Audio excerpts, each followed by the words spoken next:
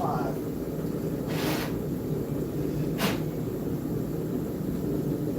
Wish it wasn't so rainy outside. Have everything kind of open. See who ends up popping on here.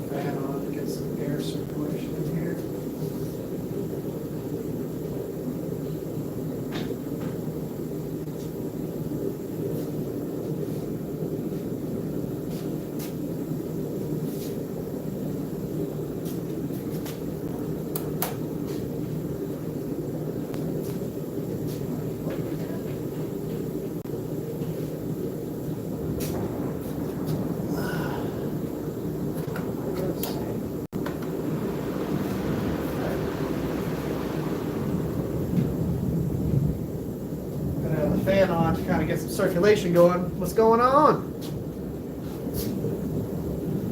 So I've got some steel in the forge. It's absolutely storming like crazy outside right now, so y'all hear a whole bunch of lightning and thunder and all that. That's what's going on. Turn on some of this extra lighting over here.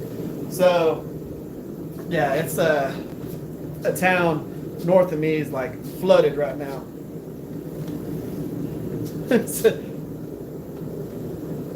Been looking for it since Belleville. There it is. So I'm gonna forging off today. We're going to be forging it out of 26C3. I've already got the piece of steel in the forge, but this piece of steel is, let's take a peek here. So 6 inches long by 1 inch by 3/16 thick.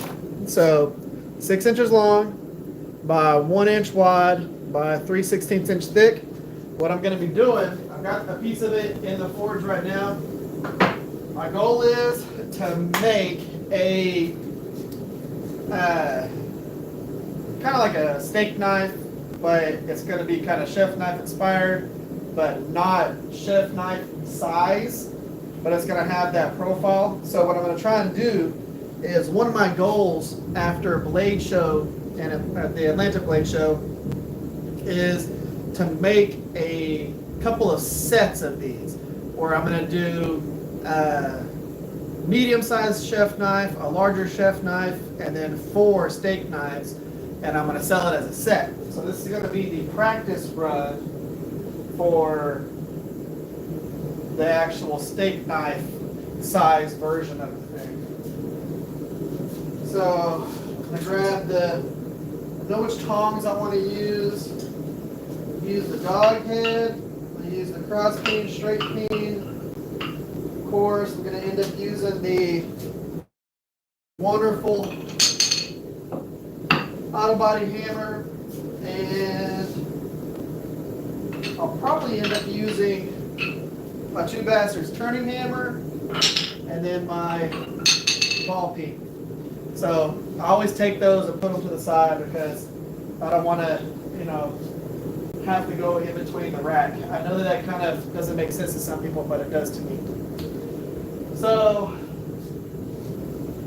this has already probably warmed up. I don't know how long this live stream is going to be, because I don't know if this is going to take me a long time to forge it or not. I don't think it's going to be, but of course it's going to be as close to the finished project as possible. So we're going to start off by doing the preform on the tip. Now this does not have like an angle forged into it or anything like that. So I've got to go through and forge this tip down.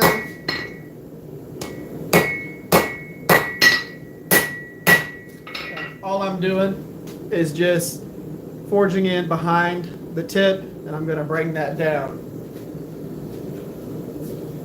As a matter of fact, probably go ahead and do that on the horn. So we'll use a rounding hammer. Shift that over to the side.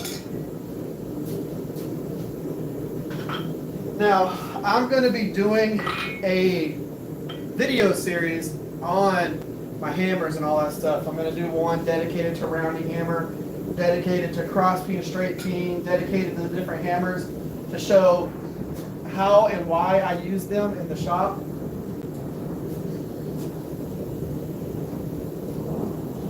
And there is like thunder and lightning going off outside right now.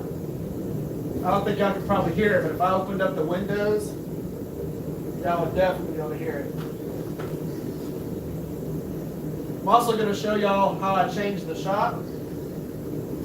I've got a few things changed up on it.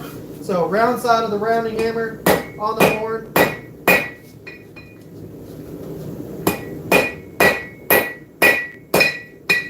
Just right behind the tip. And just bring that down without creating any fish lips. As this steel starts soaking up that heat, it's going to stay hot longer. But this is a perfect time for me to show y'all. So I'm going to be doing a kind of chef knife inspired steak knife. This is going to be for a future set that I'm going to do. So let me show y'all this real quick. So I told y'all for a while that I was going to be working on the 12 by 12 that y'all are actually sitting inside of. Now, I did end up doing that. So I used to have a whole bunch of stuff. I'm telling you right now, the Wi-Fi is literally like if I go a foot into too far of that shop, it's like the end of the Wi-Fi. So for the few people that actually hung out, you're going to see this, and the people that watch this later, I think there's only like 2 of y'all. So this shop now, this wall has all my belts, and in this shop I now have my TV, my refrigerator, my little oven, vacuum. I built a workbench across that wall. So now I used to have a whole bunch of just random stuff in here, but now I've got this stuff starting to work out in here. Got the war side. I'm working on a sheath, but I got this all in here. I took and I cleaned all my loft space. So I used to have this loft space was all like 6 years worth of grinding dust. Whenever this was my main shop, I used to do all my grinding in here and all that stuff. So I had like 6 years worth of dust up in that loft area right there. Had to get up in there, clean all of that, vacuum it all up. And then I moved the TV, my little logo right there, the fridge and all that stuff in here. I got the workbench set up. This is all going to be for doing leather work and everything. So pegboards all up, all of that. And now this wall is all set up for belts and everything. And now I have just the shop space for all of the forging.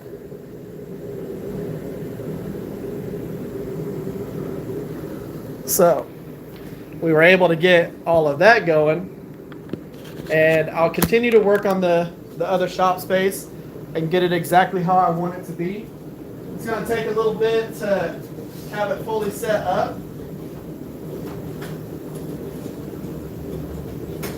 But it's going to be pretty cool as we grow it.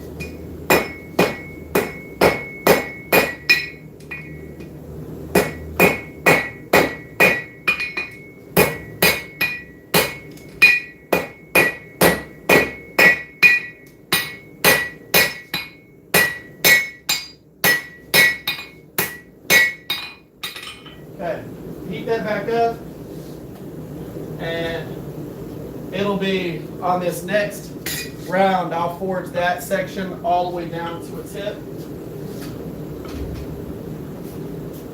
And then that'll be the preform on our point. So the preform on the knife will be already set up for that. And make sure the comments are set right. So my goal for the shop that y'all are actually inside of right now is to have that be kind of a chill area, plus where I do leather work and stuff like that. And this shop will be primarily just for forging.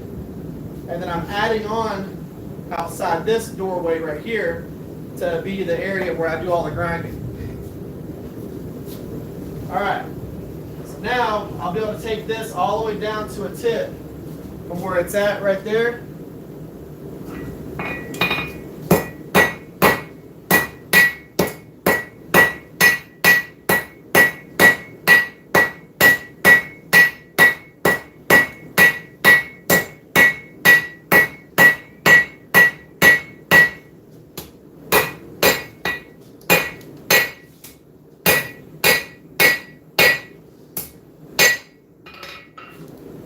So just take that down to our preform tip. The anvil is actually a 112 pounder. So nothing too crazy. It's a good size. Of course, it looks larger than it actually is. I'll lower y'all down just a hair. So it looks larger than it is, but 112 pounds is actually pretty nice.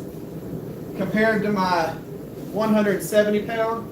So the one that's right here, that's 170 pounds. And this is like 130 pounds. 112 pounds, it's perfect. I like the way the horn is shaped. I like this anvil a lot. Now you can get this from Texas Farrier Supply. And this is the J. Nielsen Texas Farrier Supply collab anvil. Hence the reason why you can see the Nielsen knives and TFS, Texas Farrier Supply. They're one of the sponsors for the channel, as well as the hammer sponsor, Two Bastards, Texas Smithy and Supply. All right. So keep working on this preform.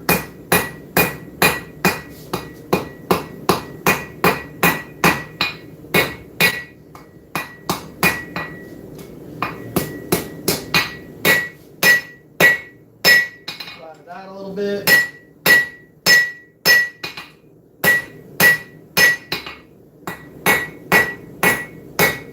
Now what I'm going to end up doing is I'm going to bring this little hump here back just a little bit further so that I can get a decent amount of length out of it.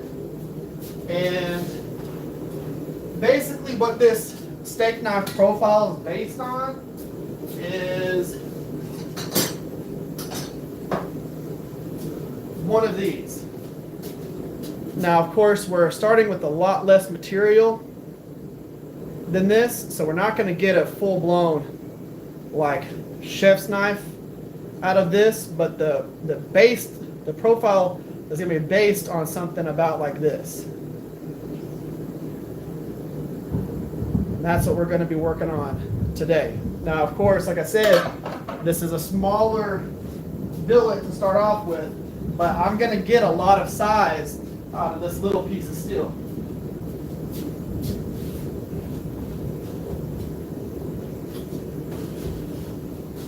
And if y'all saw what I did in the stream where I was like, hey, I'm just going to forge a little knife. And I took a little bitty thin piece of scrap. This is the knife that I forged out of that little piece of scrap. So that's it after I cleaned up the profile. This of course has distal tapers.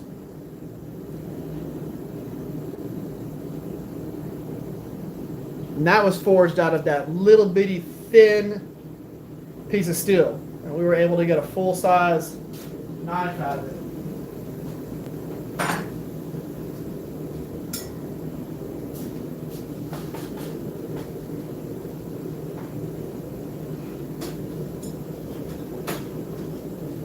All right. Bringing that back a little bit.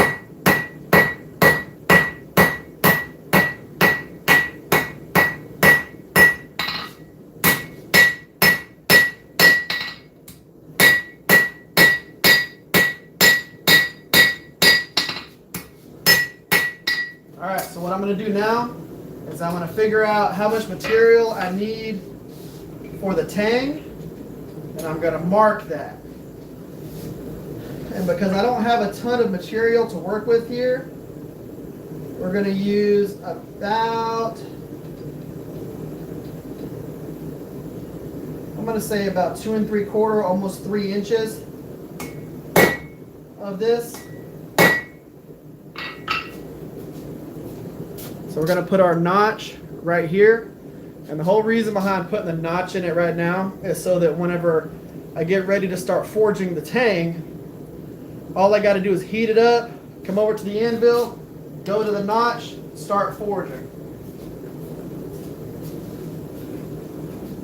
I don't have to waste time and heat waiting for me to figure out exactly where I need to be on that. So what we're going to do, we're going to start forging in this transition right here. So we need to forge in this transition. In order to do that, we need to make sure that our blade is hanging off the edge of the anvil and the anvil is going up into the handle area. What's up, Steve? So, that's what we're going to be doing on this next heat real quick. It's not going to take long for this to heat back up.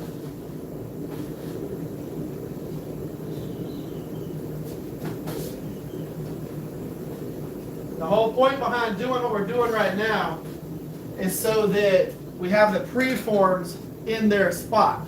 So when we're doing this forging process, we want to be able to forge in the tip, get that defined, start forging in the handle. What that's going to do is that's going to define the area that transitions from the handle down into the heel, which is this section of the blade. Now remember, we're making a steak knife version of that chef knife right now. And this is forged out of 26C3. It creates a beautiful hamon. All right, I'm going to switch tongs.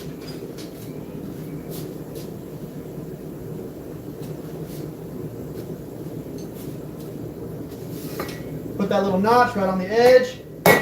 Come down.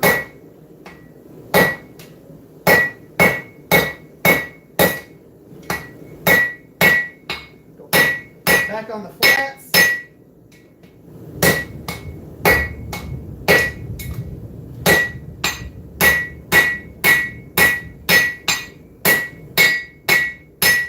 What we do is we start giving us that transition. This is going to be our heel. That's our handle. That's going to be started there. So we need to bring that down just a little bit more. We'll be able to draw out our height out of the blade here, but we don't want to work on the blade at all right now. We just want to get our handle to where it needs to be.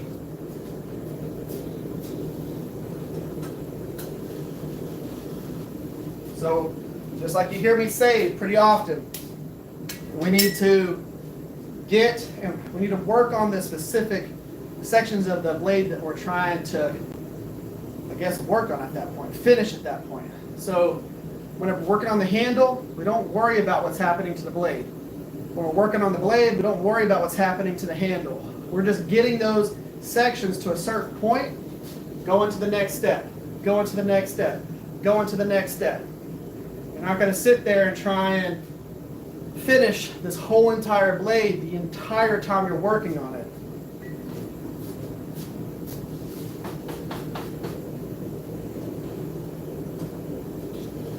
The whole goal here is to get that particular section of the knife to a certain point. What are you saying here?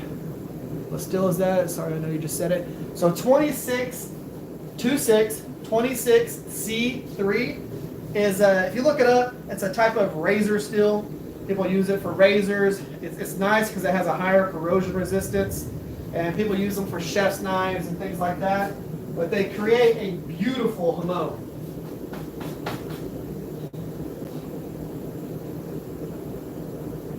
I like 26C3 a lot.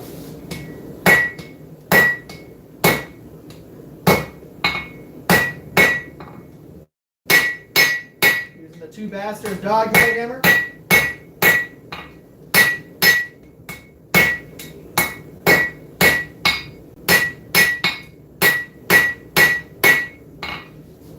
Okay.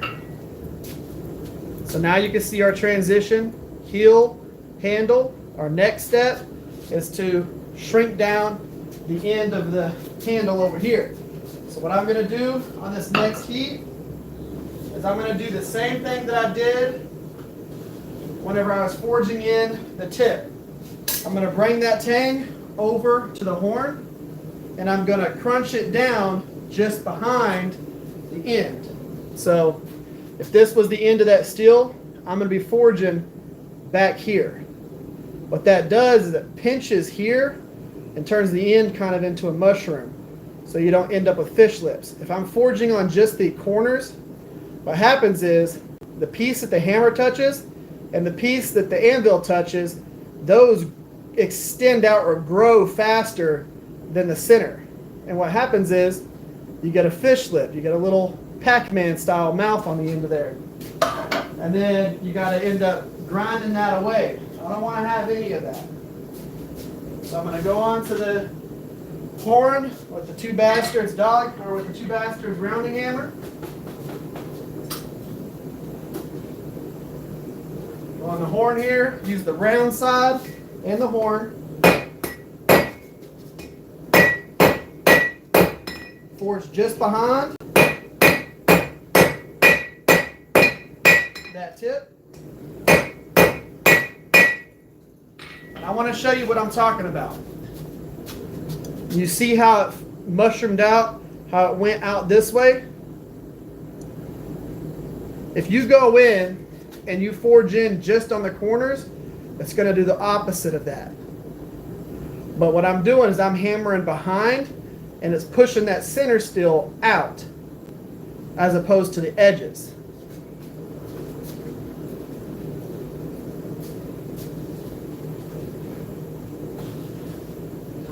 That would be a really cool handle profile if I left it like that.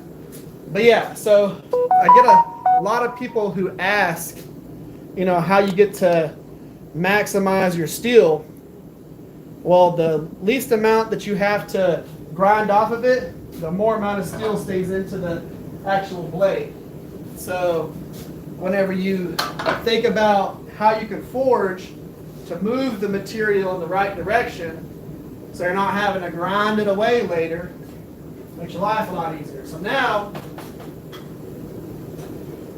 we're going to get that tip a little bit hotter, and I'm going to bring those edges where it comes out like this. I'm going to knock those down, and I'm going to create what we call a coffin style handle. You can imagine why it's called a coffin style. See what I mean? If you look at that, it's like a little coffin. I should forge a sax the next live. Okay. I have forged saxes. One of the ones that I'm actually going to be making a sheath for, I've got it in this little cardboard sheath right now, but this is, there's one of the saxes. It's a sexy sax. Has a bone for a handle.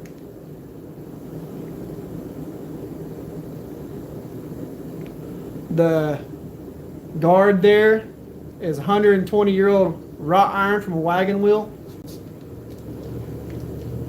And then, of course, forged fuller. A little pattern in there. My runes. It says the Rivers Experience. That's my actual writing. But that right there,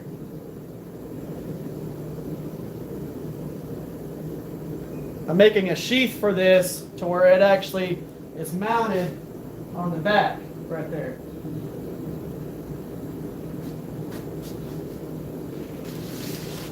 Yeah, but that, I have done a few saxes and stuff like that. All right, so now I need to bring that Tang down to its coffin style handle. So we're going to take it from that right there.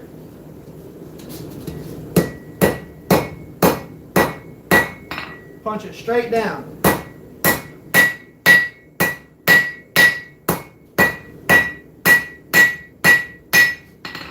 Just like that. Coffin.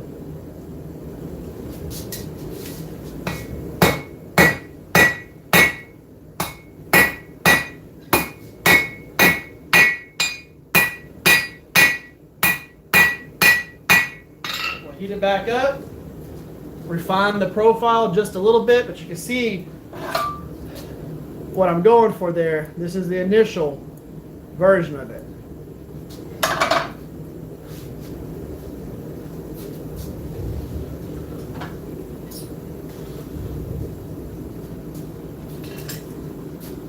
All right. Well, thank you, Noel. So I have that. That's one of the things that I have in the shop right now. Plus, I'll show you another thing that people absolutely love. This is probably the out of everything I've made and out of everything that was at Blade Show, this was the most picture taken thing at the whole entire show. The amount of people that picked it up and got pictures with it. So this is what I call a war scythe. If you look up a war scythe, it looks different than this. But I built this for the post-apocalyptic challenge, for the YouTube Knife Makers challenge. With that, talk about something that you see in a post-apocalyptic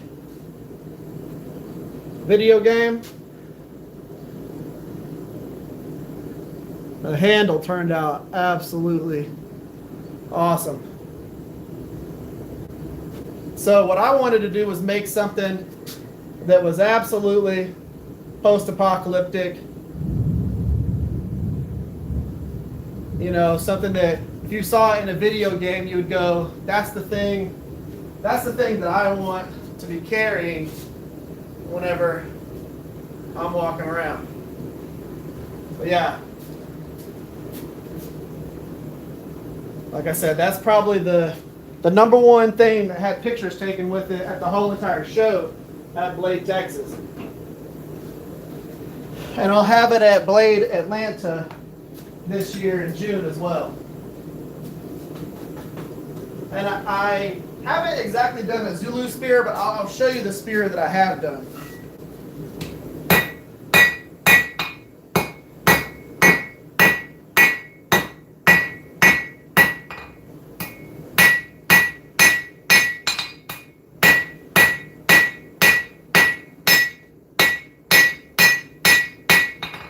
Planish this just a little bit.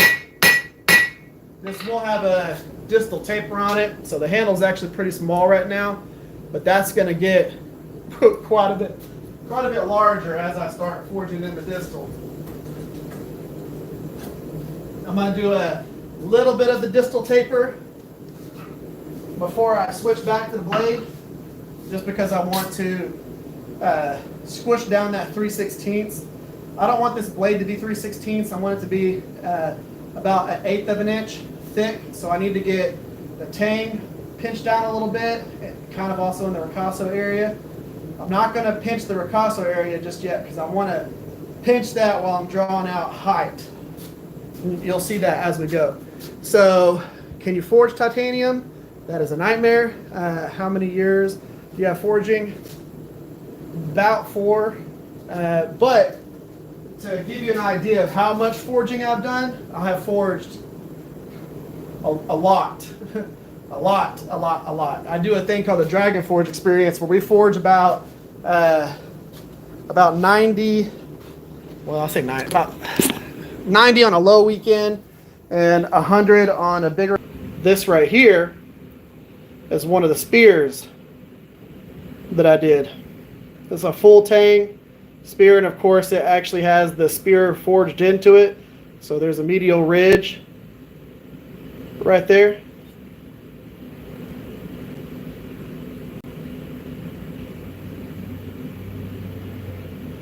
Well, that's a full Tang spear.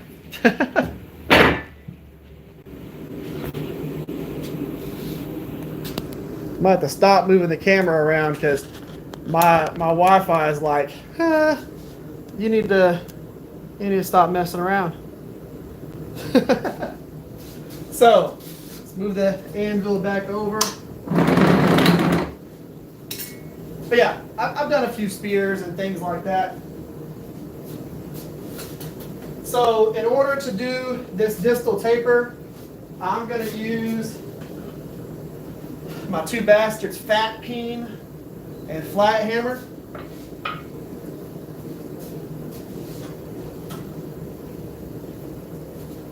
And we're going to stretch this out.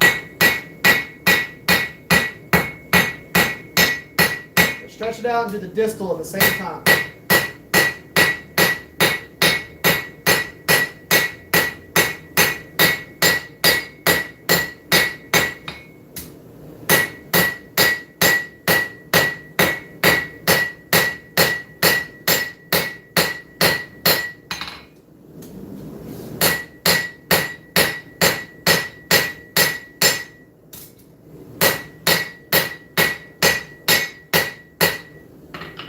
Back up.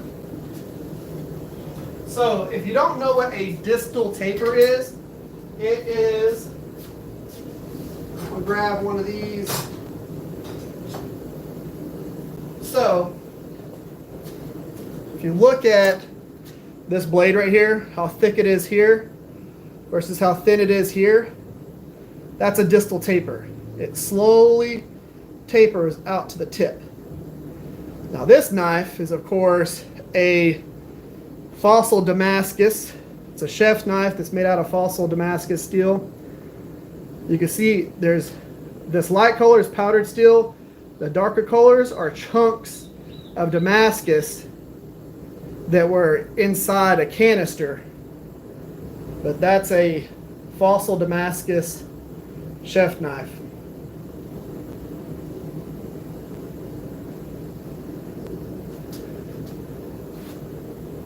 Bit like a historical kunai. Yep. I agree with you there.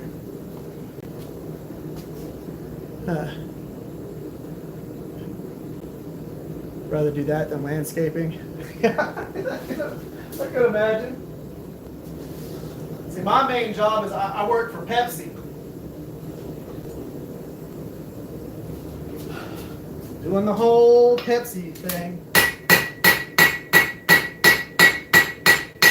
So the reason why I'm using the cross or the straight peen to do this is if I'm going to make it to where I have a distal taper, I might as well make it to where I'm extending the steel while I'm tapering it, as opposed to making the steel wider.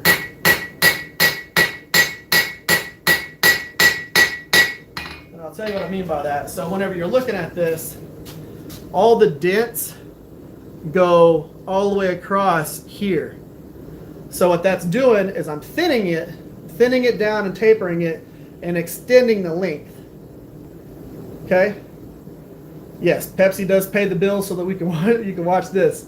So instead of, if I was just forging it with the flat side of a hammer, you get width and length, or height and length. I just want length. I'm already roughly the size that I want to be height-wise on that Tang, so I don't want to go through and make it really any wider than it is. So what I'm going to do now, I'm going to switch the dog head, and I'm going to take all those peaks and valleys that we just created, and I'm going to smash all the peaks down to the depth of the valleys. And that's going to finish out that length and planish everything for me.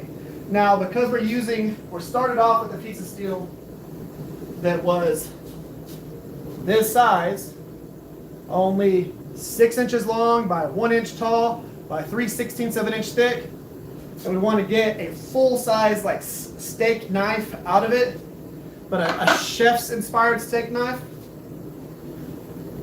We want to maximize the amount of material that we end with in this particular build. I don't want to be grinding something off. I don't want to be thinning something off on my 2x72. I want to forge it in and make sure as much of that material stays in the actual project as possible. Link to the video of the first fabric forge.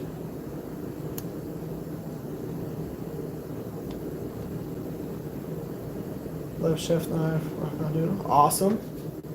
So I'm a big fan of chef's knives. Now a lot of these are based actually on my EDCs that I make, like the handle.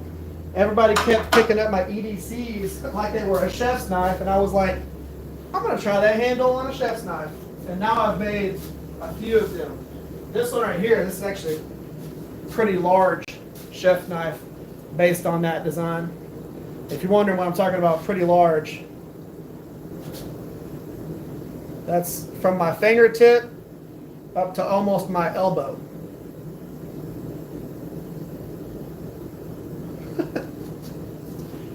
Oh, that's such a cool knife. I'll show you a kukri that I'm working on right now too. All right, so now we want to flatten this and refine it.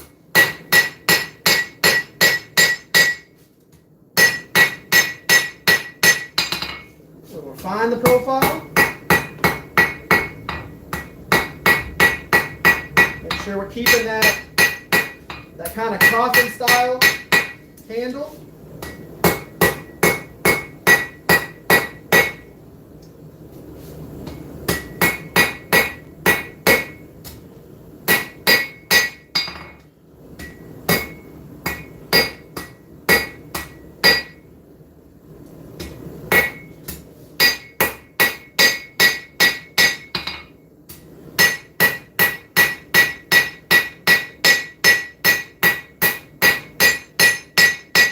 We want to planish it at a little bit lower heat.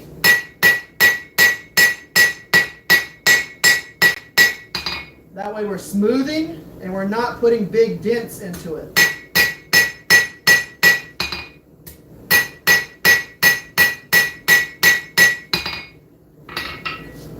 So this is our Tang. And you can see it thins out.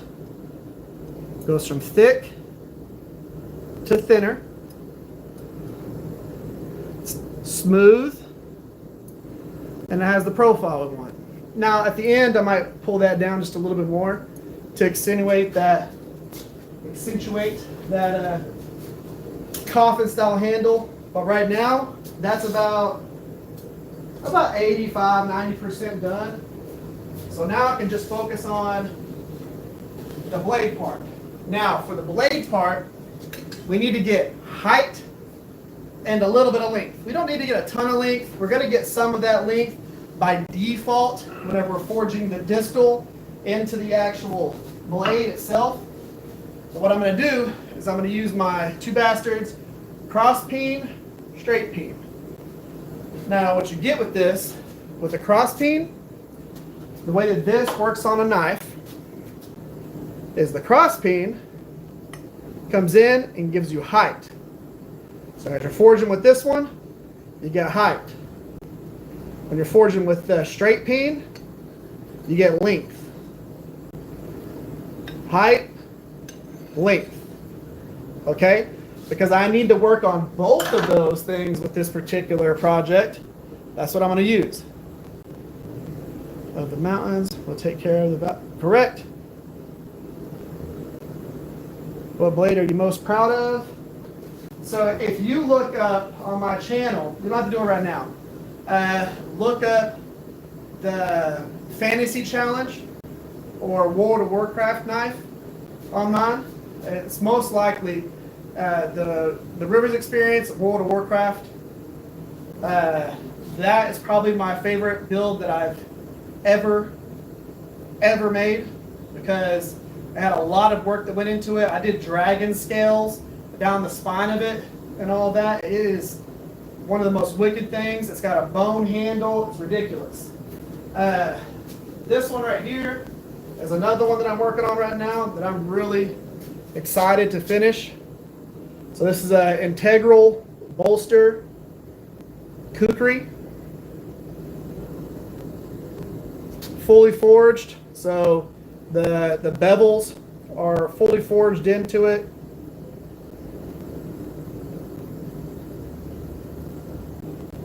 And forging a fully forged kukri like that is not easy because of the different curves that you get.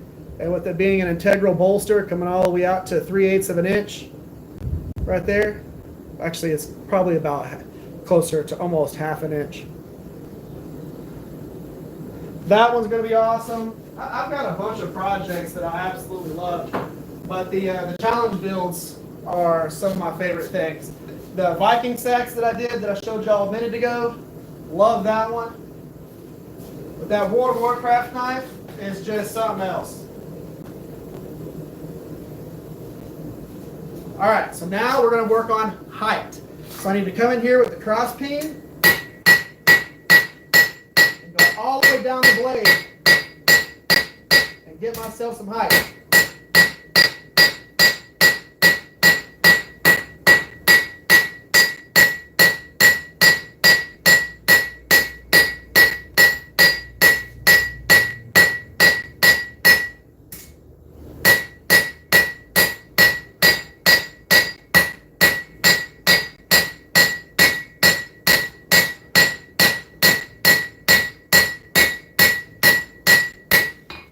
We're going to do that a couple of times. And we are going to give ourselves height because of that. You can see the lines that go this way now. That creates the peaks and valleys to give us height. And I started off with 1 inch tall on this. So 1 inch tall. My goal is 1 3/4 inches. So if I can grow it another, 3/4 of what it was, that'd be awesome. Especially on something that started off as only 3/16 of an inch. And I'm going down to 1/8 of an inch, right about. If I go a little bit less than 1/8, that's fine. Steak knives can be a little bit thinner. So bring that down, get as much height as we can out of the blade. Because are we going to end up with something as tall as this? No. But we're not trying to make a full-size chef knife. We're making a steak knife version. So let's say I only get that much out of it. We'll still end up with a really cool chef's knife profile. So I'm pumped to see how far I can push this. We'll get a drink out of the old fridge.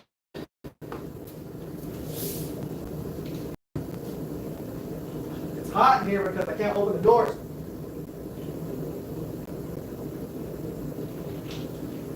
We have like a full-blown storm happening outside. Let's see if it calmed down a little bit. I'm going to open up the windows more and get some of that airflow. There we go. There we go. Now we got a little bit of air. Woo.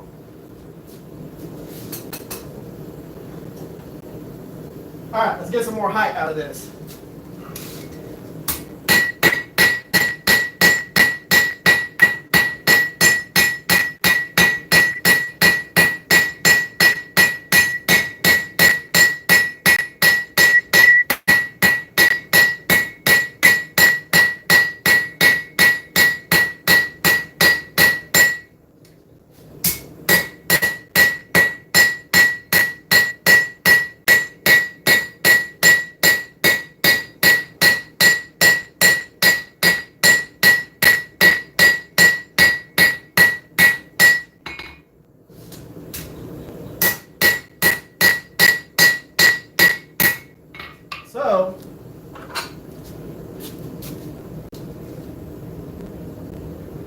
what we started off with versus where we're at right now height-wise. So we've gained about 1/2 inch. We need to get another 1/4 of an inch out of that.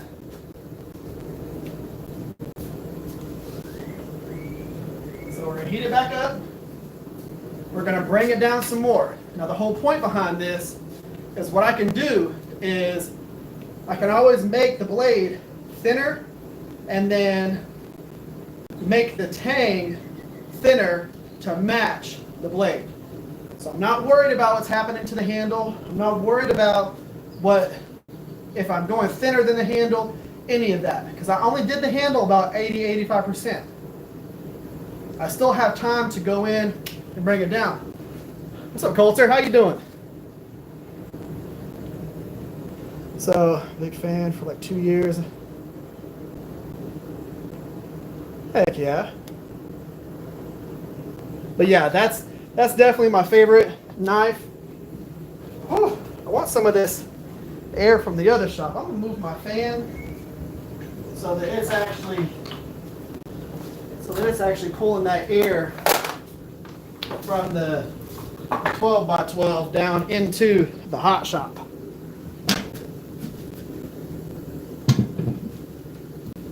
I'll make it a little bit better on me.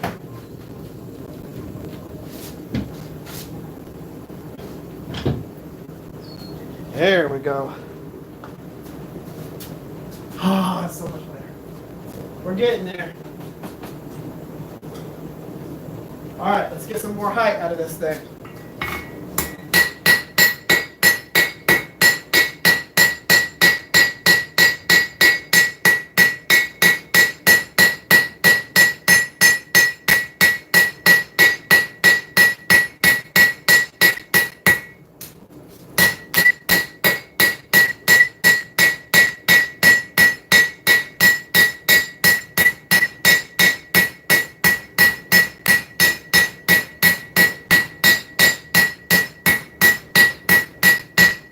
What you'll see me do, and if you've watched a lot of these live streams, you've seen me do this before, you know what I'm talking about. So whenever I'm forging, I am hammering in the same spot. I'm moving the actual blade to where I need it to go. So I'm being consistent, one spot the entire time, and I'm moving the blade around underneath that hammer so that I'm focusing on the right spots. Whoop. Looking pretty good on there. I'm pretty comfortable with how much height we got out of that. So what we're going to do now is we're going to work a little bit on the length and the distal taper. So we're going to take and we're going to thin out to the tip. We're going to get some extra length. We'll get a little bit of height in that. But what I'm going to be doing is while I'm forging in that distal taper, I'm not going to have my hammer flat.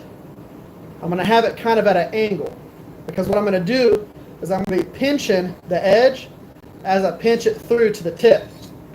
And I'm going to be working down that way, and then I'll gradually work up to the spine.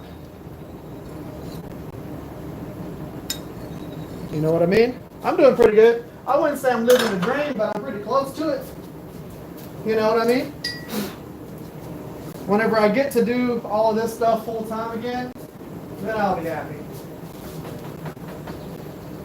But Pepsi does pay the bills, so it is cool that I get to do this because of that. But did y'all hear that? I don't know if that picks up on the mic on this. But did y'all hear that ridiculously loud storm I got going on?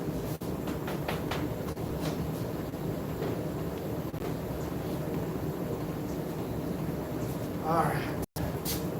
So now let's get some length.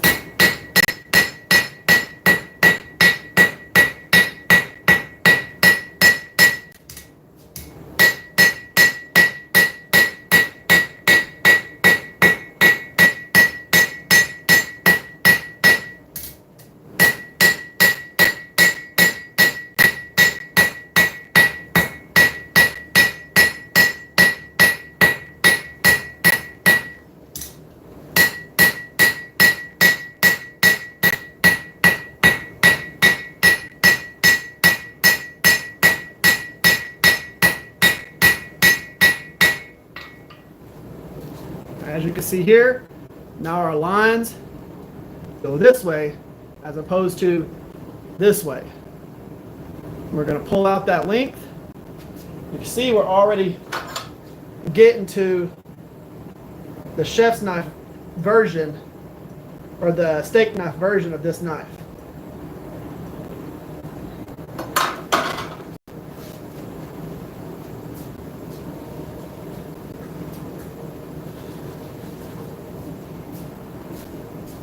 And this is the test run for that particular profile.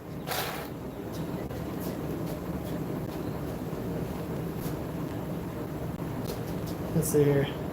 Nightmares or dreams too. Yeah, isn't that crazy?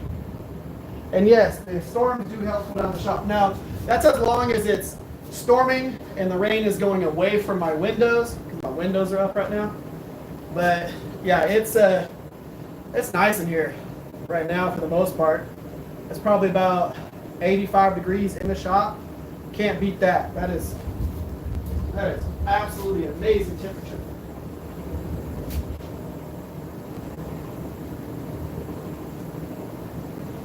Wow.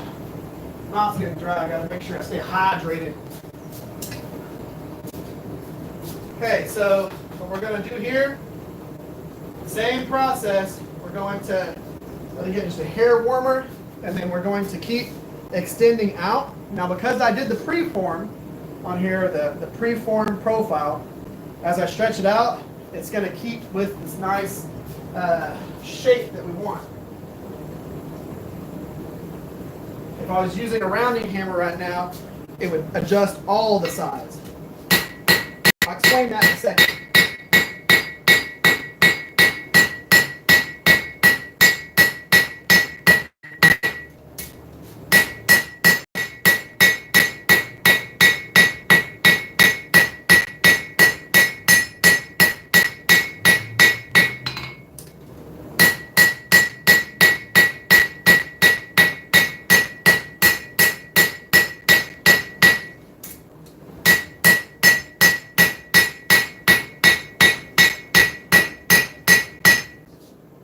Okay, so a straight peen, which is putting lines into it across like this, what that's doing is that is giving me, it's keeping the same profile, but it's only giving me length.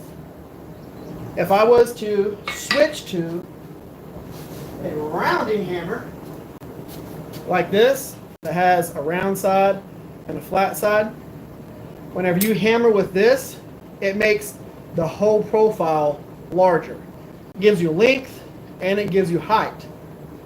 Well, then I got to forge all that material back down to get to the nice profile that I want. If I just direct the flow of the steel the direction that I want, it minimizes the amount of extra height. So you're doing your preforms so that you don't have to do more work later. You know what I mean? And hell yeah, it's going to be a hell of a steak knife from a bladesmith. That's the best part about being a knife maker like this, is you get to make a hell of a steak knife. You get to go as ridiculous as you want to. Again, that's the reason why whenever everybody else made knives and swords for the post-apocalyptic challenge, I made a war scythe. You know what I mean? So, I'm going to switch to the dog head and planish this out. I'm going to planish it, and I'm going to forge a little bit more onto the cutting edge and the bevels, and we're going to bring that profile into where we want it to be and give ourselves a nice looking knife.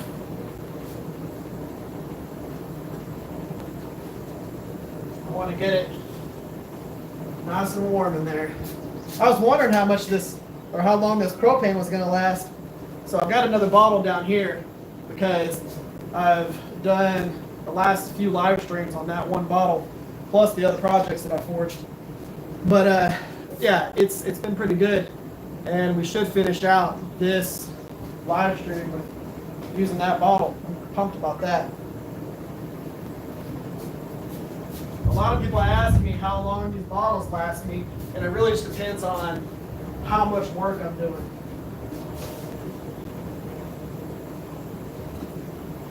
Oh, and don't forget, next week I'm doing my live stream at a Hammer-In.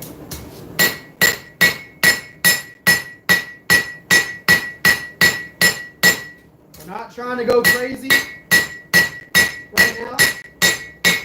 We're not hitting it super hard.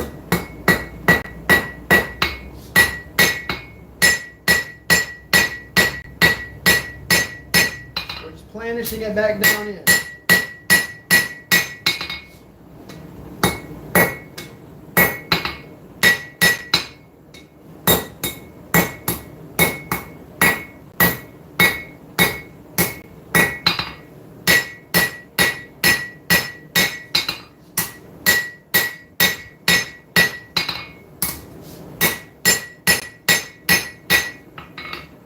Cleaning things up, getting everything where we want it to be. Now we're not exactly where we want it because the handle's still thicker. We still got a little bit of cleanup. But remember, this is at the point where we are just starting to fix the little things that you do with the the straight peen and the cross peen. So we created all those peaks and valleys. What I wanted to do now was planish it back down in, forge a little bit on the bevels, and then see where I'm going to need to adjust on the next heat. Because there's areas that need to move down.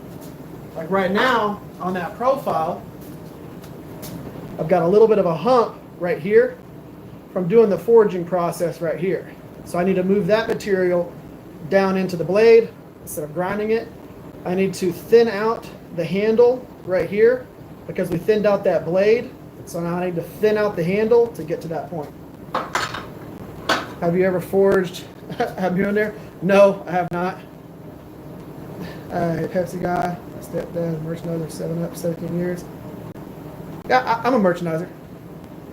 I'm a merchandiser and pretty much the salesman for Walmart Supercenter too. So I have not forged a Mjolnir, but every once in a while I forge with this thing, which might as well be one of those. To give you an idea, this is a large rounding hammer. So this is like a 3-pounder.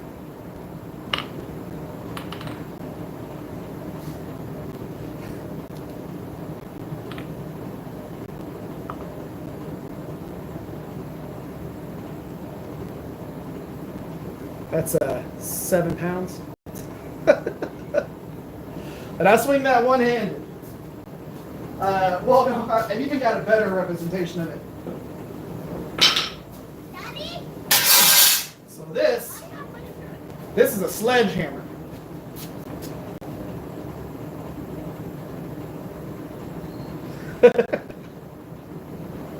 Sledgehammer. You swing with 2 hands. One-handed hammer. Yep. Talk about a big old hammer.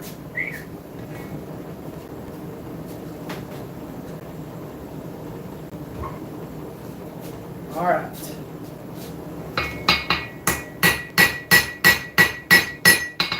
Get everything looking good. I'm gonna hang this off the edge.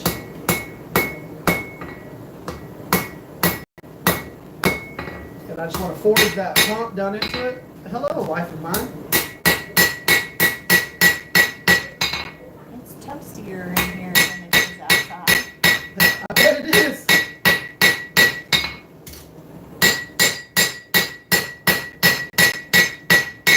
You remind me of the mail guy or whatever on like a Blue's Clues or something. I don't know if it was Pee Wee Herman or Blue's Clues that had the mail guy that at the window. That was Pee Wee Herman. Okay. We got a nice taper to the tip there. That hammer is for when something needs a serious attitude adjustment. Yes, that is what that's for. Okay. I'm actually going to, I'm going to planish the blade back into the handle because I really don't have to adjust the profile that much. It might get screwed up a little bit whenever I thin out the handle a little bit, so we'll play with that as we go. But it's we are just kind of cleaning it up right now. Fine tuning? Yeah, you don't use that hammer to fine tune. So at the demo that I did at the Texas Select show, so I had about 20 minutes to go in my 1 hour worth of forging, and I still needed to forge the whole entire blade section of this knife. And so I was like, I got to use a big hammer. So I forged and smashed that blade section out with that huge hammer. But the deal is, whenever I did that live stream, I was using this hammer or this anvil and stand, but I was on top of a trailer, like just a flat car hauling trailer. And so if you could imagine your anvil having suspension, because underneath the anvil was leaf springs and tires. So I'm sitting here and I'm hammering with that big ass hammer, and the whole trailer's going boom, boom, boom. Like every single time I hit, the whole trailer's just going working, working, working, working, working. It was ridiculous. Do you stick to blades or do you forge other things? I make all kinds of stuff. I don't just do blades. I do things like stake turners and all kinds of stuff like that. I do stake turners, pointer sticks, or wands for people. This one's a cool one because I forged out the spiral. I did the spiral, and then I actually pulled the tail down into the spiral. But yeah, I do all kinds of stuff. I do my own cutting tools and punches and all that stuff. So that's it. I don't just do blades. I primarily do blades because they sell for the most. And that's just. And you like that part more. Huh? And you like it more. I do like it more. Making tools is fun, but I like this process more. I was a knife collector before I was a knife maker. Now I get to make everything I ever thought was cool. Or if I see something that's cool, I'm like, ooh, I'm going to make that.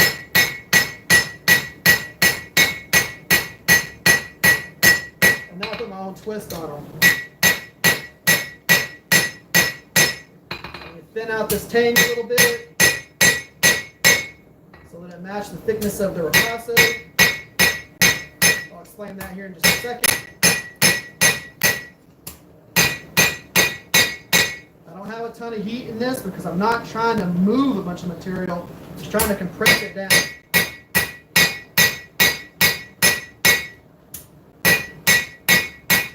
Is it raining again? Mm-hmm. Bastard. So, you see the difference? I'm going to use my little pointer. I was just talking about. So do y'all see the difference in color here from where this line is? This is darker. This is lighter. This is where I was just forging. And what I just did was I created a ricasso and a little section of flats. And that goes back down into here. My plunge line or my bevels round and come down like this. So I just planished this together, both sides, up into here, and back into here. That's going to give me a real nice transition line.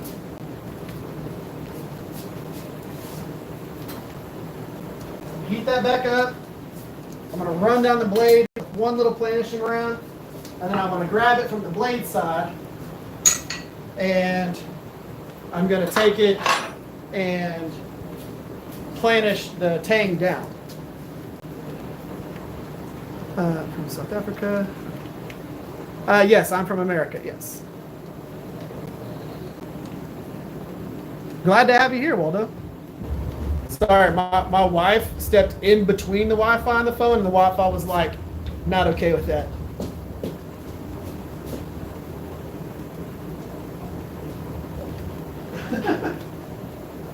One of these days, as I grow this, I say as I grow it, it's already like the largest watch live stream for knife making out. But I need to get a separate Wi-Fi router or something like that for the shop.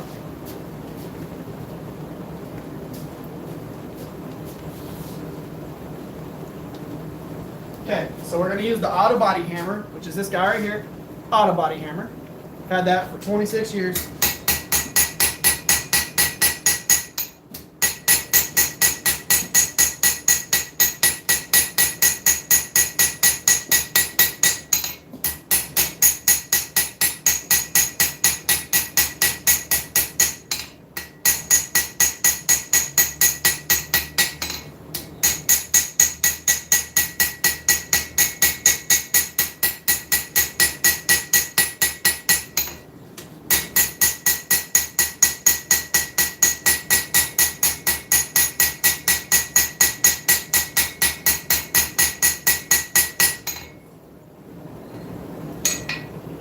Take that, flatten everything back down in.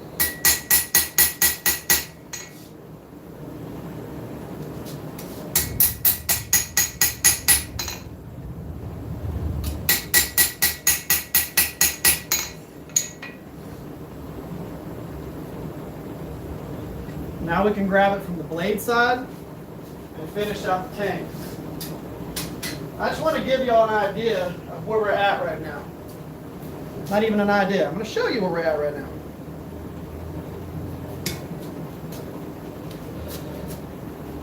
So that's where we're at right now. And remember, we're going for a steak knife version of this, which is just a little smaller version. It's not as tall, but what we started out with was this piece of steel. Okay? That's how much we were able to get out of that. And I'm touching it. It's not like I'm doing a, optical illusion or something like that. Okay? This is the size of steel we started with when we started forging this. Okay? Like, how crazy is that? And then our height got exactly what we wanted. We wanted a total of about 1 3/4 inches. Hi, Daddy. We got the height. Hey, baby girl. Daughter's out there playing in the rain. Isn't it crazy the amount of material I can get out of one little bitty old piece of steel?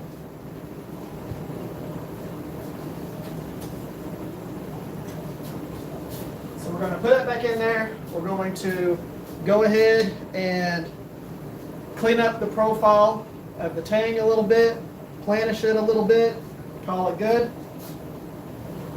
Yeah, I'll go ahead and use these tongs to do this.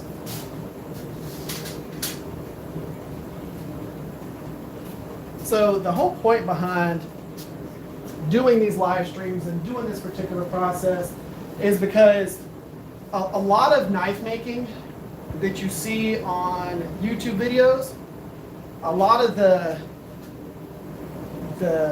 actual process to get from point A to point B or point A to point W, a lot of that gets hidden in the editing process.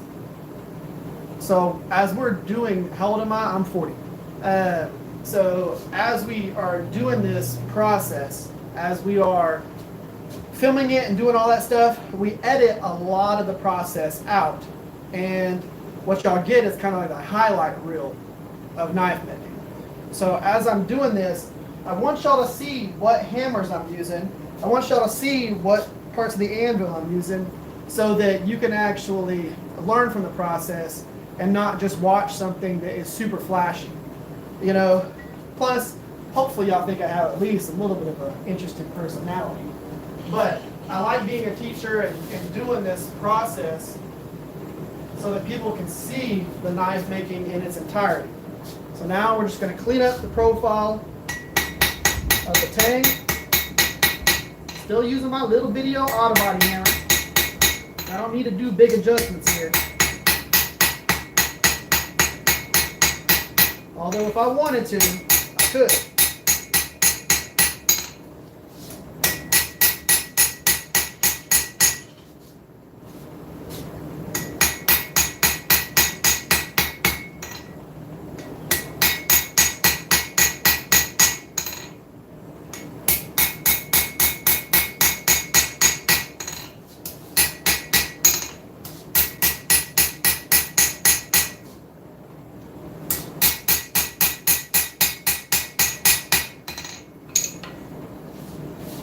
We're just cleaning up the overall profile of this. So my goal is for the spine to be almost straight all the way to here and then rock down. So what I'm going to do is I'm going to adjust that profile just a little bit. And I'm going to show y'all how I do it. So I want to keep that profile, and luckily because I'm going to be able to get the Tang exactly where I want it whenever I grind the rest of the distal taper in. So what I'm going to do is I'm going to pinch the outside edge of this, and then I'm going to forge it flat. And what that's going to do is that's going to keep the coffin handle. So it's going to keep that flare right there, but it's going to drop this section down. It's not going to adjust this, it's going to just adjust that. And I'm going to use the straight key to do that. So I'm going to use this hammer right here to adjust it that way. What's your thoughts on stock removal? You have to be good at that to make a good looking knife. Good. I'm happy to have that. You know, that's the whole point, is everybody learns something as you watch these. But my opinions on stock removal: you can forge a knife as cool as you want, but in the end, what makes it look like a beautiful knife is the stock removal, the cleaning it up. Hey, I'm washing my hair outside. is that what you're doing? I only need to shut this window down just a little bit, baby girl. You could talk to me through that other window. So it's pouring again. But whenever you go through and you clean up the knife and you do all the clean grinding, you have to be good at stock removal to make a knife look beautiful. All right, so what I'm going to do is I'm just going to pinch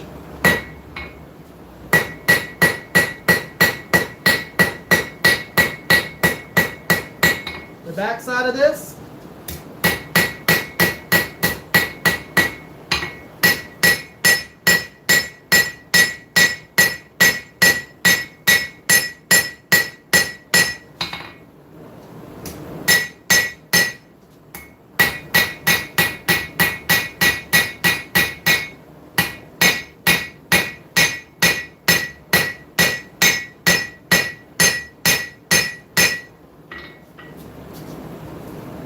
And I just dropped this back section down. So now as I fix it and straighten that up, I'm going to switch to a different hammer. And again, I could have done all of this in grinding, but I want to show you what I can do in the actual forging process. So I just pinched the whole entire section right here. And that doop, dropped that down. And now I'm going to planish it together at the same thickness, but I'm just going to move it out. It's not going to... This is one of those processes that I really wish that people could be here in the shop so you can see kind of like the fine-tuning part of this, because what I'm doing right now is I'm using smithing, blacksmithing, to adjust the profile exactly where I want it to be so that I don't have to grind it away.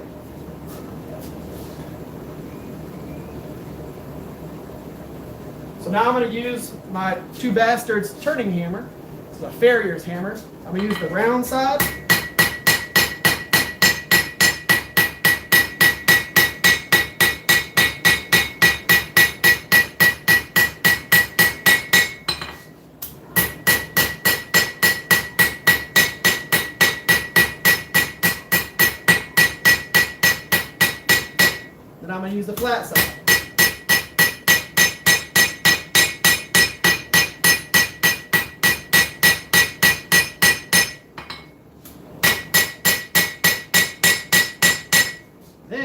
them in.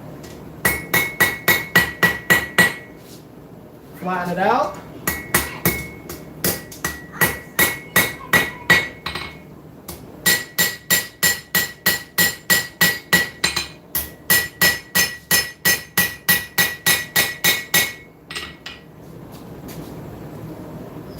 Now I was able to keep that coffin, drop the end down, have the profile that I want where this is straight and then it dips down.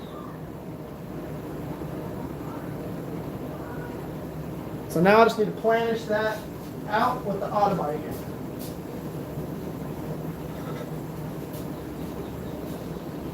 And that lets you do that with just hammers, no grinder. Yeah, Dennis Tyrelli is good at that. He does some beautiful work. Fun thing about forging is you can fiddle with dimensions. Whereas stock remove or remove material, it's difficult to put it back. It's yeah, it's definitely difficult to put it back. But I can sit here with the right hammers and I can adjust all this stuff as much as I want. Heat it up, get after it, a little bit of forging, a little bit of smoothing, a little bit of process over here. Call it good. You can make whatever the heck you want to make. And that's what I love about Smithy. Whew. Drink.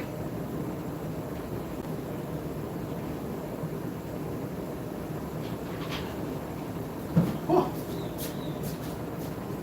The downside to it raining is I don't have like covers for my windows whenever I get, literally, all because I just walked between the phone and the Wi-Fi.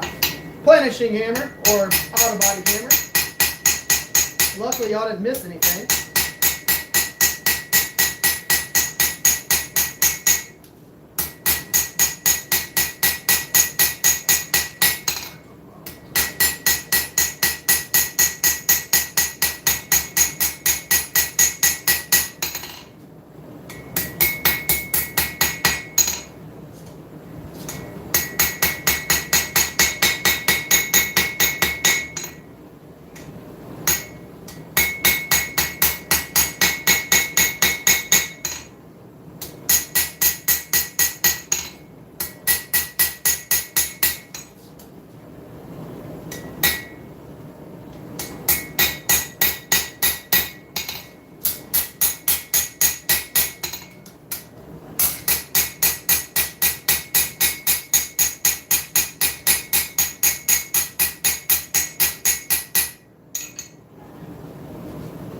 Heat it up one more time.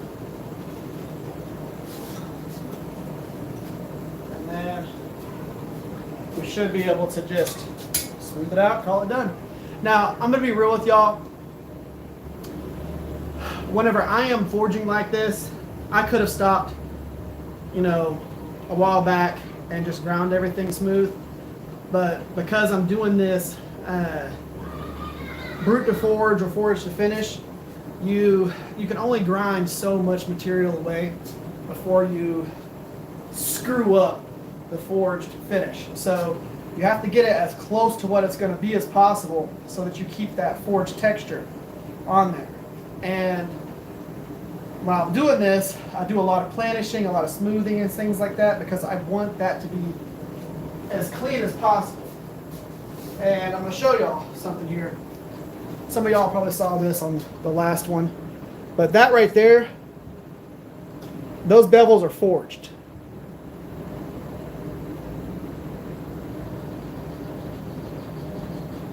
So that is forged right there. Forged down.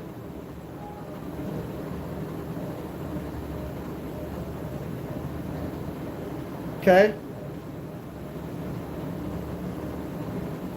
So whenever I'm talking about like a forged finish,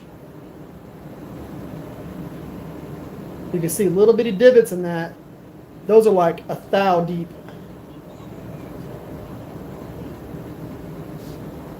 There's not a bunch of hammer marks going down that. Okay. smooth as possible during this process.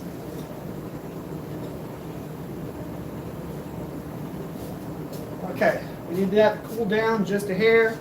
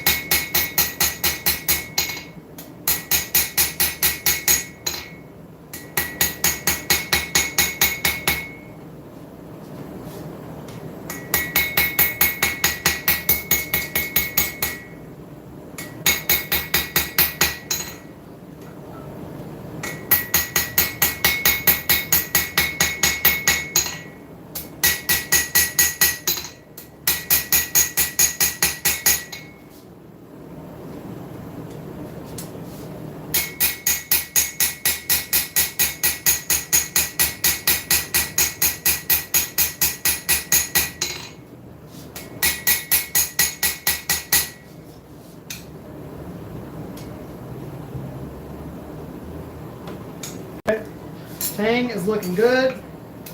Now I just need to go through and replenish the blade up into the tang. There we go.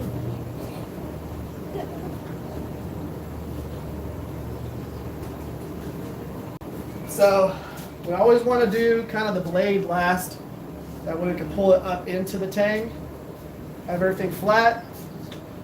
Looking good. Awesome having you here. Family time, I'll check.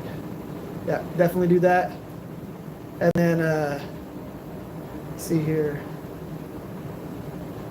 Next step in forging smoothness, we move to cold forging. Yep. And there are plenty of blades that I go through and actually cold forge things flat. So like ADCRV2, I could take that once I'm done forging it, let it cool down, and then I'll go in and I can smooth that stuff out to where you have like not a single hammer mark in it or any texture or anything like that. It looks like someone took it and sanded it. Okay, this is plenty hot. Switch to smaller ton. Now we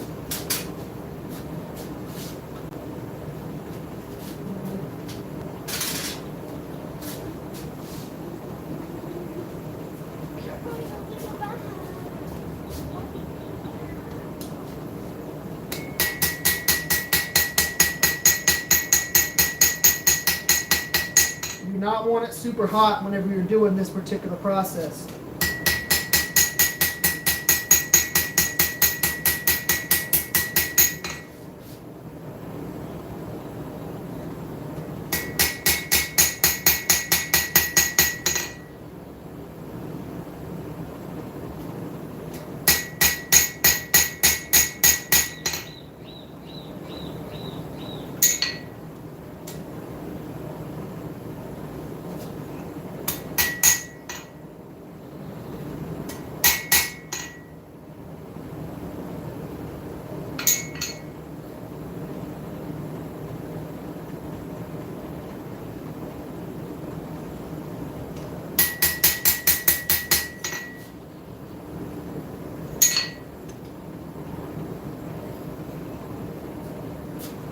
And we have ourselves a knife.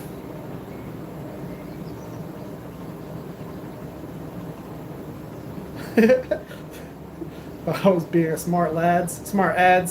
I love that. So, again, I want to shift this over a little bit so that you can see the full length. We started with this much steel. Okay? This is the exact size. I cut 2 of these. This is the exact size. So let's put it up here to the blade. It is the length of the blade. We got a whole entire handle out of that. That's what we started with. This is what we ended with. And that is super straight. Right there. Nice and clean.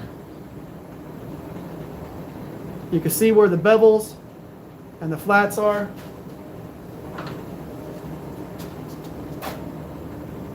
Transition line, bevels, flats. This transition line right here is where you go from the bevels up into the handle.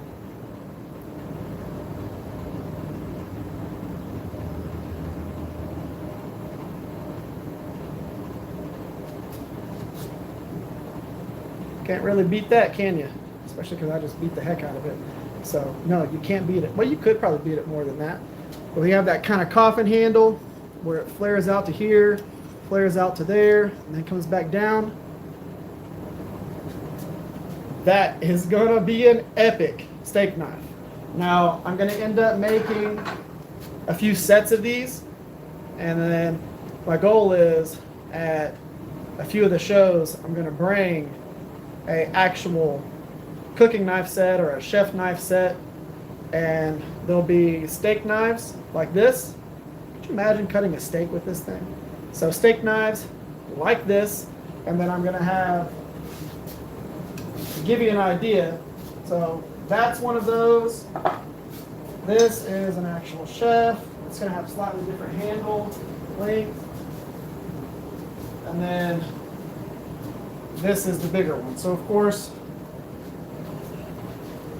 there's quite a bit of a size difference between these two. So I mean, just the heel alone is way taller, and the blade is way larger. So you're going to have this. You're going to have a slight profile change from this one right here. And then you're going to have these. And I might make them a little bit smaller than this. I might make it about 3/4 of an inch shorter. Because I'm going to finish this. I'm going to use it, see how I like it, adjust the profile accordingly. That's looking good. All right. That's going to go back into the forge, come up the tent, and anneal.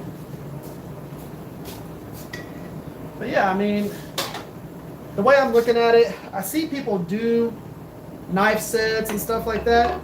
And me personally, if I can get this particular profile in all of the sets of knives, I think it's going to be so cool. It's going to be a unique knife set. They're all going to be brute to forge, and they're going to be just super clean. I think I'm going to end up doing like desert ironwood or like maybe a multi-piece handle on all of them. They'll all have similar pins and stuff like that. But I think that doing the different versions of this, because anybody that has a set like this in their kitchen is going to be awesome. This being the largest, I mean, you'll be able to do anything with this. You could chop whatever the hell you want to chop with this. And then you're going to have the slightly smaller one. And I mean, it is definitely smaller. Slightly smaller, and then you're going to have 4 of the actual chef knives, or of the steak knives. But I think that's going to be cool. I don't think I'm ever going to do a bread knife. I know that some people want those, but I don't think I'm ever going to do a bread knife. But for all the different types of cutting and all the different types of stuff that you can imagine that you're going to need a knife for, that's definitely what you want. Now, of course, you could always do a kukri in the kitchen. Want to have a kitchen knife like that? You have to get yourself a kukri to chop your turkey with. It's like, that's one of those Crocodile Dundee knives. Fingertips all the way to my elbow. That is a big knife. Oh, look at the piece of wood that I'm putting on this. This is a redwood burl. Look at the freaking grain in that. Take the glare away. There we go.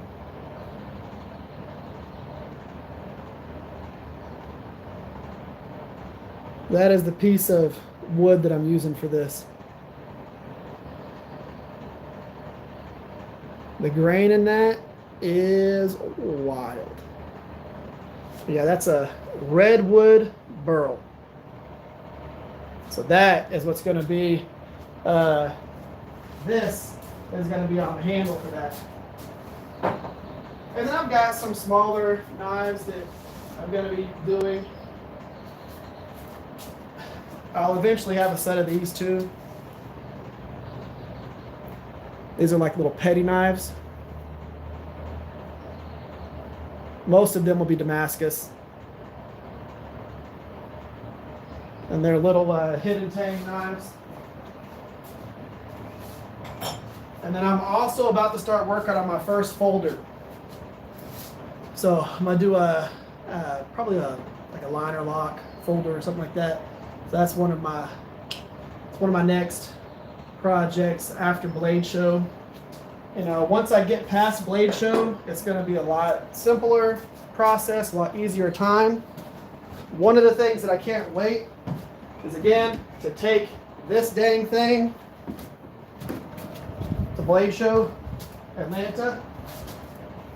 I can't wait to make another one of these too.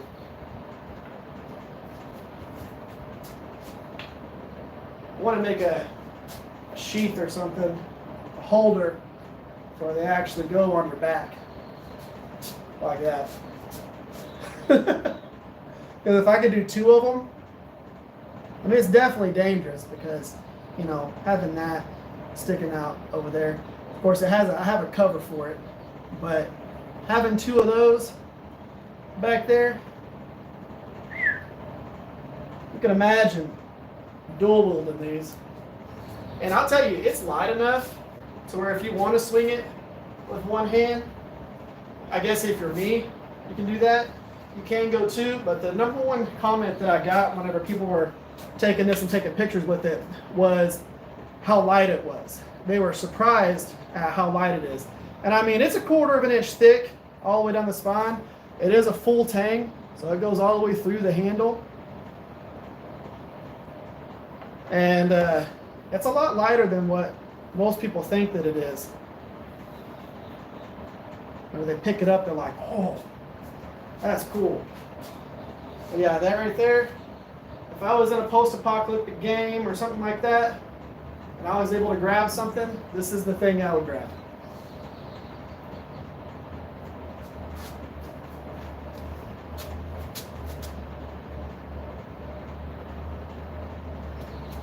Wow.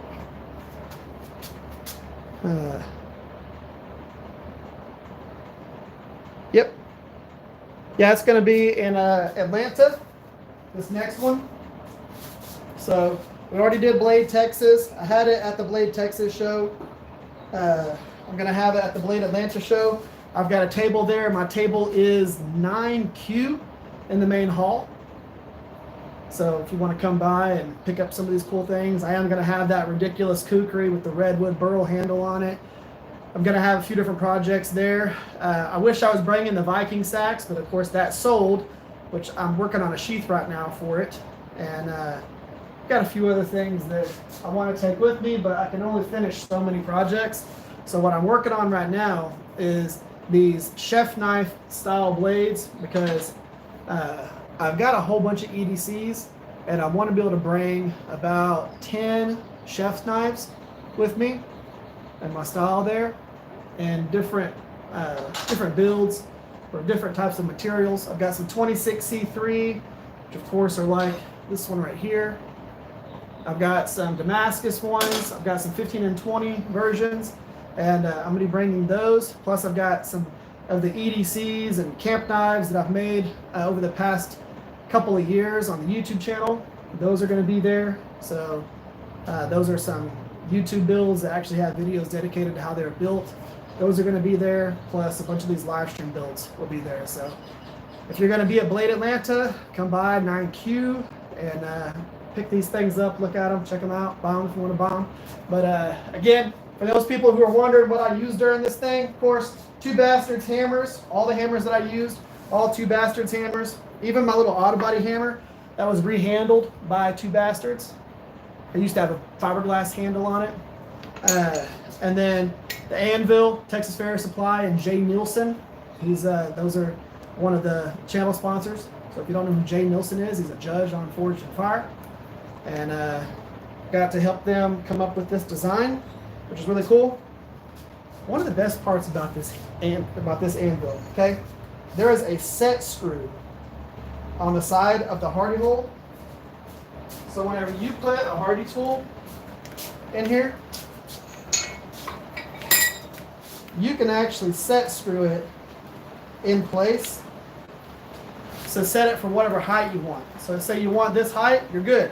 You need to break it down a little bit, undo that screw, lower it down, tighten it up. Say you need it this tall. Tighten it in, you got that height. But the cool thing is, whenever you have something in here and you're needing it to be a certain height, or you just don't want it to move around, set screw, just like that. You don't have to worry about your cutoff tool bouncing around, anything like that. But hope we do good in Atlanta. Because I don't live in the United States anymore.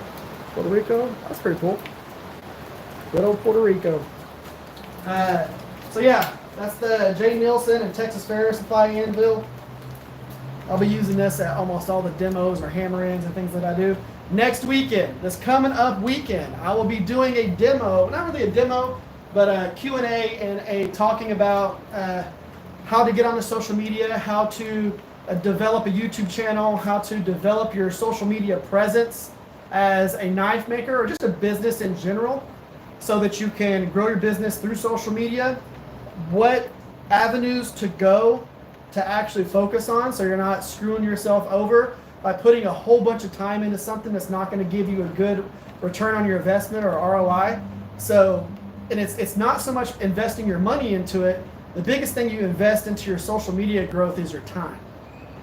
And it's trying to figure out what you can do to grow that. So next weekend I'll be at a Hammer-In, and instead of forging, I'm going to teach people kind of the way to develop the online presence, an easy way without having to learn how to be a technology guru or anything like that. So I'm going to live stream that at it is the Lost Basterds Hammer-In. So Lost Pines Knives is the shop that we're having it at. 2 Basterds is one of the sponsors. Of course, 2 Basterds. Those guys right there. Main channel sponsor. People right here. 2 Basterds, Texas Smithy and Supply. Frank and Nita are the ones that are the 2 Basterds. They're the ones that make all my hammers. I'm going to be doing a video series about the hammers. Each one. What a rounding hammer is. What kind of things you can do with the rounding hammer. Cross peen, straight peen, ball peen, all the peens. All of those types of hammers. The benefits of certain weights. I'm going to do a video on each one of those things so that you can actually watch it and kind of get a little bit of education through those moments. And yeah, we got a lot happening this year. I've got that Hammer-In coming up next weekend, and we have the Texas Ferris, or not the Texas Ferris Supply, but the Blade Show Atlanta, and then I have a Texas Ferris Supply show. I have the Texas Custom Knife Show. The Texas Custom Knife Show, I'll be doing a demo at. The Texas Ferris Supply one that's going to be happening in Fort Worth at the Stockyards. That show, I'll be on a panel with people like Jay Nielsen, the judge of Forged and Fire. I'll be one of the other experts on the panel. Plus, you'll have a few other people, and that'll be really cool. It's very interesting. It is interesting being able to do the things that I get to do now with the people that I get to do it with. People that we see as celebrities, I get to go and hang out with them and, you know, do this type of stuff and grow alongside them, which I really like. A lot of that is thanks to y'all and participating in these live streams. Even though I don't make hardly anything off the live streams, I get to travel and do a lot of stuff because of them. So I really appreciate y'all. I'm so happy that y'all get I get the engagement with y'all during these live streams and stuff like this, because when it comes to knife making, doing a live stream is not the easiest thing to do, because for one, you have to be interesting while you're doing it and explaining the process. So it is helpful that I have people that come on here and watch these and interact with me during them, so I really appreciate that. And we get to make cool stuff in the process. All right. The weekend after next, I'll be back in the shop. We'll be doing another live stream, forging, and what I might do on that one, I'll probably make something kind of, so one of the viewers during this live stream asked me to make a sax, so I'll probably forge a sax in that live stream. So we'll forge it out of, I'll probably pick up some steel while I'm at that Hammer-In, and we'll forge it out of that. If not, I'll forge a sax either out of flat bar steel or I'll forge it out of this. I've got this 1085 from Maritime Knife Supply. Got that right there. Little hex bar. Maybe I'll forge a sax out of that and do like an integral holster. I'll play with that as I go, but whew, we got a lot coming up, a lot going on. Like I said, I appreciate the heck out of y'all coming here and doing this. Don't speak the language, but my money goes a long way here as compared to Florida. Oh, I could imagine that being a big deal, a big difference. But yeah, so we got a lot going on. We got a lot coming up. Make sure y'all, come and check out the live stream next weekend and learn how to do some of this social media stuff. I really wish my wife was here for part of that, because she does a lot of the social media presence for me while I'm doing the live streams.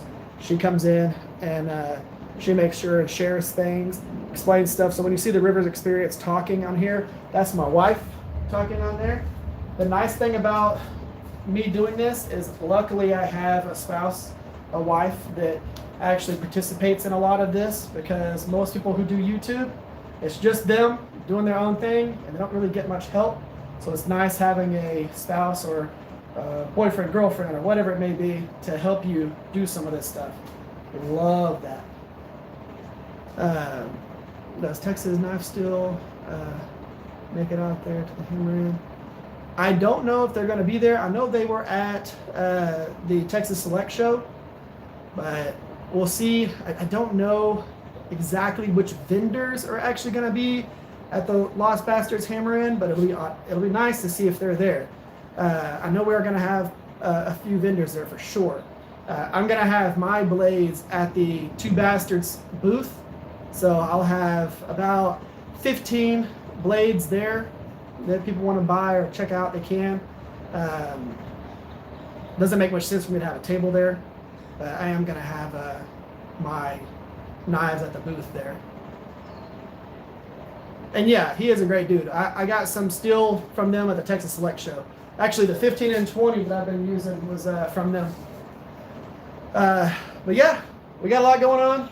I've got a lot of stuff that I got to work on. I got to get this other shop nice and finished. Again, for the people who haven't seen this particular part of this, I was able to work on my 12x12, get the workbench set up, move the refrigerator, the TV, the oven, the vacuum, all that stuff in here. There's my wife. Jance is going to be there, and Scales by Sarah. Those are the two vendors that I know for sure that are going to be at your Hammer-In next week. Yep. It won't let me talk. It's being ridiculous. But yeah, got all this stuff in here. Took everything that was in here, put it up into the loft area. Loft area. Had to clean 5 years worth of grinding dust. You said 6 out of that. Well, it technically was 6. So whenever you look at the first knife I ever made in my shop, anytime a human goes in between this camera or this phone and the Wi-Fi, it messes up. So I sent the link to my nephew because he's getting a knife making and he wants to make a knife out of a file. My first ever knife that I ever made was out of a file, and I pulled up the video, and it's 6 years ago. 6 years ago is the first knife I ever made, and it's wild, absolutely wild. But yeah, so we're good there. You like the banner? My wife is putting up my banner that I have that has my picture on it. Anyways, so guys, it is starting to pour again. I want to go inside before it gets too crazy. I don't know if it's going to hail. I don't know if it's going to be doing what. You know, hopefully there's no tornadoes or anything like that. I live in Tornado Alley, so, which is wild to call it an alley. But basically it's North Texas. So you don't know, it might storm. You might get golf ball or softball size hail. It might total the town. Or it might just tornado. You never know what's going to happen here in this town. Our meteorologist is one of those meteorologists that he's a nice guy, but he's allowed to be wrong 99% of the time. And keep his job. And it's the same guy. It's been the meteorologist since I was like a kid. So it's ridiculous, but yeah, he's a nice dude. Meteorology is an educated guess. Weather does its own thing. Yes, it does. Yeah, it must be nice to sit there and be wrong all the time. There's a chance it's going to be 85 degrees or 105. We don't know. Just, it's going to be warm or it's going to be cool. There's a 15% chance of rain. How do you know it's 15? I don't know. I got to give you something. 15. That doesn't mean 15% chance. I know, humidity level or no, whatever. No. That means that in our forecasted area, Yeah. 15% of it will see precipitation. But what if none of it sees precipitation? Then they're wrong. Yeah, that's what I'm saying. Like how do you have that job? Now there is a YouTube channel that actually breaks it down really well. I think it's like the weather something or others, the weather guys. I can't remember exactly what it is. Dude, if it's a channel called the weather something or others, that'd be hilarious. But it's like the weather guys or whatever. And they do a really good job at it. They break it down real well. It's going to be a 50-50 rain change every day. That's true.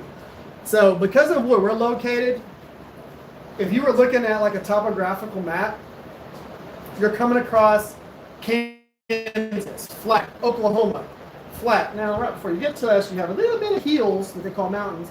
But basically, it's flat, flat, flat, flat, flat. You go into Texas, and it starts doing this. It's going downhill to the Gulf of America.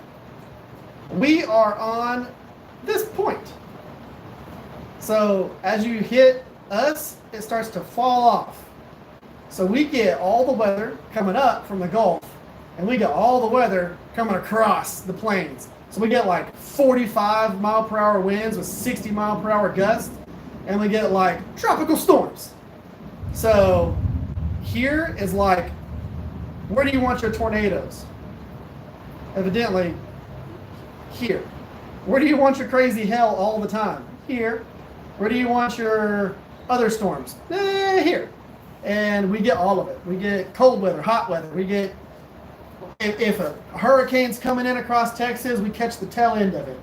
If like a micro burst or some crazy weather coming from the north, we get the end of it. It just ramps off of us. It's ridiculous. North Texas life. It's either going to rain or it's not. All right, guys. Let's go ahead, end it here. Y'all have been amazing. Love y'all.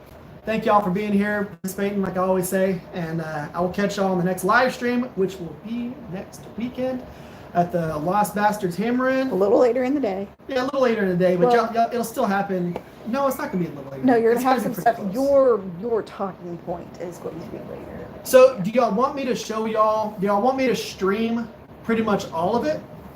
Like even the other demos and stuff like that? Or do y'all want me just to stream what I'm going to be doing? Or just stream parts of the other ones?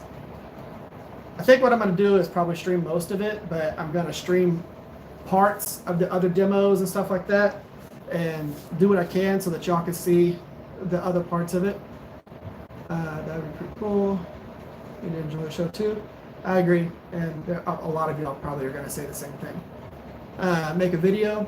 I might do that of their parts. Let's say you haven't posted a video, like a legit video in a while. That's true. Well, because we do shorts and the TikToks And the lives and the them. lives. Yeah. So yeah, I might do a video. I think it's been a little while.